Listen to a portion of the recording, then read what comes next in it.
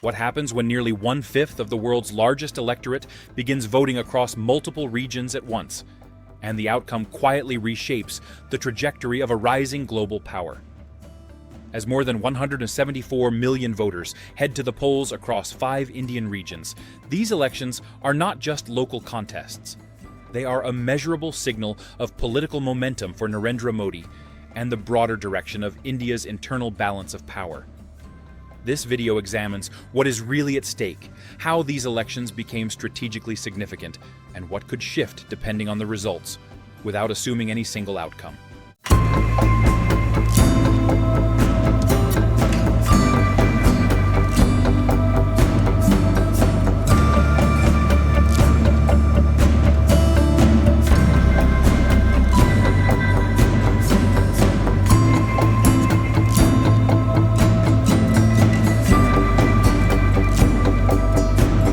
If these elections consolidate support for the ruling BJP, it would reinforce its expansion into regions where it has historically struggled, especially in southern and eastern India. If the opposition manages to hold ground or gain seats, it could signal limits to that expansion and revive competitive federal politics.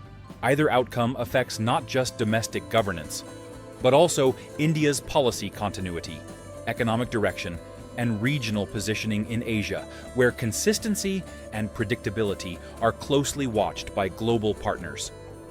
India's political system is structured as a federal democracy, where state governments exercise significant control over key sectors such as public health, policing, and education. This distribution of power has historically allowed regional parties to maintain strongholds, particularly in culturally distinct states. Over the past decade, the BJP has attempted to expand beyond its traditional base in northern and western India, investing political capital and organizational resources into states where it previously had limited influence. These elections are therefore not isolated events, but part of a longer strategic trajectory. The historical roots of these contests differ across regions. In Assam, electoral politics has long been shaped by concerns over migration, identity, and citizenship, especially in areas bordering Bangladesh. Movements and policies related to citizenship verification have influenced voter alignments for decades. In Kerala, political competition has been driven by governance metrics, including literacy rates, healthcare systems, and welfare distribution, with power typically alternating between left-leaning coalitions and Congress-led alliances. West Bengal has experienced strong regional leadership under Mamata Banerjee since 2011, while Tamil Nadu's political structure has been dominated by Dravidian parties emphasizing linguistic identity and state autonomy. Puducherry, though smaller in scale, reflects coalition-based governance tied closely to its relationship with the federal government. The main actors in this electoral cycle include the BJP, the Indian National Congress, and several influential regional parties such as the Trinamool Congress, the DMK, the All India ADMK, and the Communist Party of India, Marxist. Leadership figures are central to shaping narratives. In Assam, Himanta Biswa Sarma has emphasized issues related to immigration and demographic change, while opposition figures focus on governance and economic concerns. In Tamil Nadu, the emergence of actor-turned-politician Vijay introduces an additional variable, potentially altering traditional voting patterns in a state long dominated by established parties. Recent developments provide concrete indicators of electoral engagement. In the initial phase covering Assam, Kerala, and Puducherry, a total of 296 assembly seats are being contested. Voter turnout by mid-afternoon reached approximately 75.91% in Assam, 62.71% in Kerala, and 72.40% in Puducherry. Across all 5 regions voting in April, including West Bengal and Tamil Nadu, there are 824 assembly seats at stake.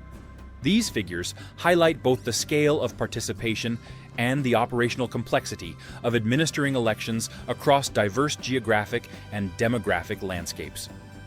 Another key development shaping this election cycle is the special intensive revision of electoral rolls. The Election Commission has described this as a technical process aimed at removing duplicate or outdated entries while ensuring eligible voters are included. However, opposition parties have raised concerns about the scale and impact of these revisions, arguing that significant numbers of voters may have been excluded in certain regions. In parts of West Bengal, for example, updated voter lists reportedly show reductions running into millions of names, adding a layer of procedural controversy to the political contest. Consider one scenario. If the BJP retains control in Assam, strengthens its alliance in Puducherry, and achieves even incremental gains in West Bengal or Tamil Nadu, it would indicate that its expansion strategy is producing results beyond its traditional base. This would suggest a gradual shift toward a more nationally integrated political structure, where regional barriers to entry for national parties are diminishing. Such a development could enable more uniform policy implementation across states, particularly in areas like infrastructure development, digital governance, and economic reform. Now consider an alternative scenario. If opposition parties maintain their dominance in Kerala, West Bengal, and Tamil Nadu, while also narrowing margins in Assam, it would reinforce the resilience of regional political systems. It would also demonstrate that coalition building, despite internal ideological differences, remains a viable counterweight to centralized political expansion. In this case, India's political landscape would likely remain pluralistic and decentralized, requiring continuous negotiation between state and federal authorities on policy matters. The implications extend into the geopolitical domain. India's internal political stability directly influences its external posture, including trade negotiations, foreign investment flows, and regional security cooperation. A consolidated political mandate could allow for faster decision-making and clearer long-term policy signals to international partners. Conversely, a more fragmented outcome might slow certain policy processes, but also introduce additional layers of institutional deliberation, which can affect how external actors engage with India. Beyond immediate outcomes, these elections also illustrate how administrative mechanisms can become politically significant.